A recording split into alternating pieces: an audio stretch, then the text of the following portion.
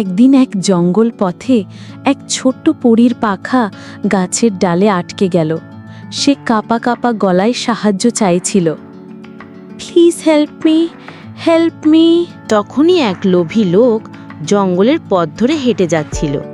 হঠাৎ সে দেখতে পেল পরী বিপদে পড়েছে। সে পরীর কাছে এগিয়ে গিয়ে বলল, আমি তোমাকে সাহায্য করব, তবে তার বদলে আমার একটা ইচ্ছে পূরণ করো। আমাকে এমন একটা জাদুর শক্তি দাও যাতে আমি যা কিছু ছুঁই তা সোনা হয়ে যায়।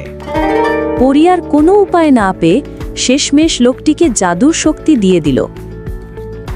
লোকটি বাড়ির পথে হাঁটে, পাথর, পাতা, নুড়ি সব ছুঁয়ে ছুঁয়ে সোনায় রূপান্তর করে দিতে থাকে। বাড়ি ফিরতেই লোকটিকে তার মেয়ে দৌড়ে এসে জড়িয়ে ধরল, আর মুহূর্তেই সে সোনার মূর্তিতে পরিণত হলো। লোকটি তখন কান্নায় ভেঙে পড়ে, বুঝতে পারে লোভের এই ফল ভয়ঙ্কর। সে পরীকে খুঁজতে থাকে নিজের ইচ্ছেটা ফিরিয়ে নেবার জন্য।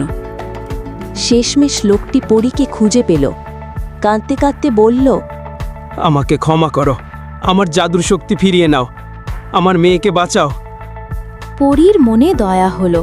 সে লোকটির দিকে এগিয়ে জাদুর শক্তি ফিরিয়ে নিল। মুহূর্তেই লোকটির মেয়ে ও তার ছোঁয়ায় সোনা হয়ে যাওয়া সমস্ত কিছু আগের অবস্থায় ফিরে এলো।